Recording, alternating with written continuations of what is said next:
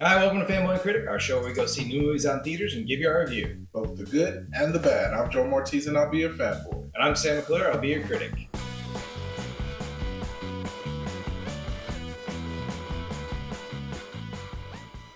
This week on Fanboy Critic, we went to go see Shazam 2, Fury of the Gods. It's starring Zachary Levi, Helen Mirren, Lucy Lubat, Jaman Hisu, Jack Dylan Grazer. There's a lot of people in this movie. And if you don't know what Shazam is all about, Shazam is a superhero that is like given special powers from a wizard to a child, or several children in this case, and they are superheroes. I believe it's David F. Sandberg directed this. Okay. He directed the first one. How do you feel he did with the sequel? I think he did a really good job with this follow-up film. I mean, it's really hard to bounce back because the first one was really good. And I think this one might be better. I mean, everything just felt so natural in this movie. Nothing ever felt forced. Even the motives for like the villains was great. It wasn't like I'm gonna end your world instantly. It was just like, hey, we need this certain item, and we're taking it back. But yeah, in terms of just keeping things natural, I mean, this movie was way more hilarious than I thought it was gonna be. I mean, I came in with real low expectations of what this movie was gonna be. Why? It just didn't look good. The trailer was terrible to me. I did not like the trailer. Okay. The trailer did not give this movie justice. But I think everyone did a great part. I mean, Shazam himself was, I think, even better in this one. Yeah. Like I said, he just felt more natural to this. Like, it felt forced the last time, but I think all the jokes in this were hilarious. I mean, like, nothing was forced. Everything felt natural. There was just joke after joke. And usually you're kind of sick of it, but I kind of wanted more of the entire film. And the villains are really good. I mean, I enjoyed the movie, but I do think it's a bit jarring because like the character of Billy Batson and Shazam are supposed to be the same guy. And the whole time Shazam is cracking jokes and like being kind of loose and enjoying himself, and Billy Batson never really cracks a joke. Or he's like real mopey, yeah. Yeah, he's just like kind of mopey, and he's just kind of like, he's very bland and without any personality. But then and then it's just Zachary Levi just has so much charisma. Yeah. And what's his name, Ansel Angel or something like that. Mm-hmm. I think that's his name. The kid. Oh yeah. The kid. I think his name is Ansel Angel, but I'm wrong. Not that he won't be a good actor in the future, and not that he's bad, but he just has no like the charisma, personality that Zachary Levi brings to it. So like, there's a big disconnect there. I mean, I thought the villains were good. I mean, it's Helen Mirren and Lucy Lubat they're always great. They're always. I mean, I'm just happy to see Lucy Liu in a movie again. There's not a ton wrong with this movie. Like, it's funny in the right places and heartfelt in the right places. But there are times where, especially like product placement moments, where there's at least one. There's one very clear product being placed in this movie. It's not nearly as egregious as the Power Rangers movie, and I thought it was just kind of like a throwaway joke. But then it was like, oh no, this is important. And then it kind of throws me out of it because then I'm just like thinking about how I like the product that they're placing and how important that is now to the plot. And then Candy saves the day. Candy saves the day.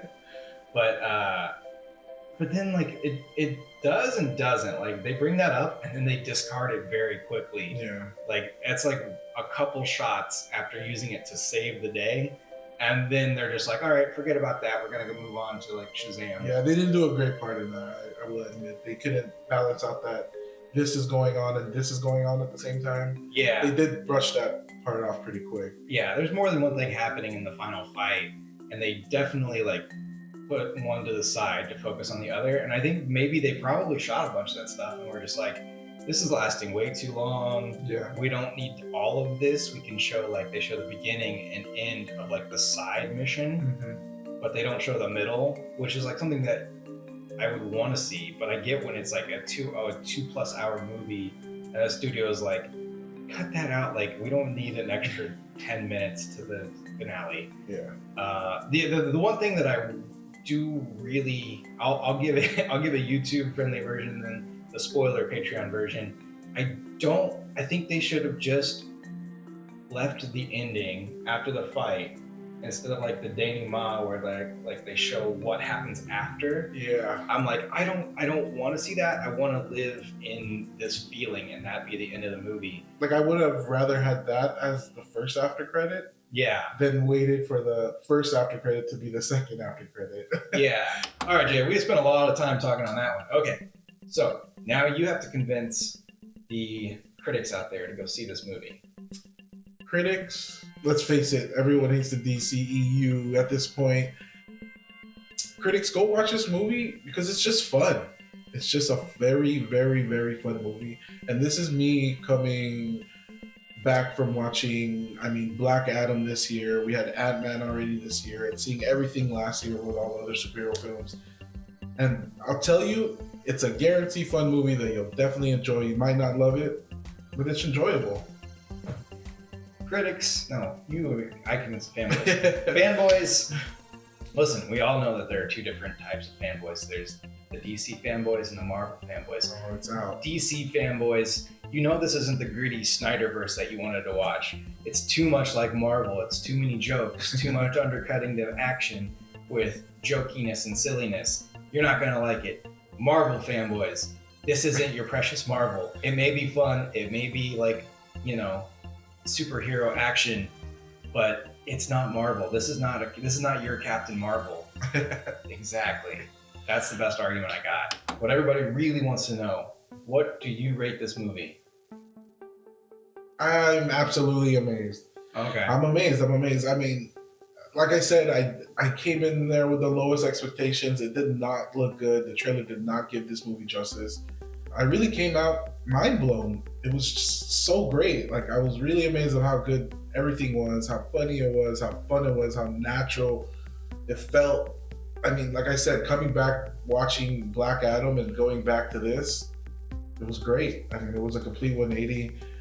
It had everything a superhero movie should have. It was just fun. It was a fun movie. It was a really fun movie. I think this is on par with the last movie we saw. I loved it. I think honestly, I'm not joking when I say I think Shazam is the best franchise in the DCEU. Obviously, Batman's outside of that, but so far, I think Shazam has hit the note. It's all the funny notes just right. Yeah. It's that line of emotion and heartwarmingness. That's not a word, but it hits all the notes just right for me, except for that final little bit where I have already complained about. But other than that, I love this movie. I think David F. Sandberg does a great job. I think Shazam and Zachary Levi are fantastic. All right, fanboys and critics, thanks for watching. Make sure to like, subscribe, go check out the Patreon for an extended version with spoilers in it. And we'll see you next week for John Wick 4. All right, fanboys and critics, we'll see you for the next review.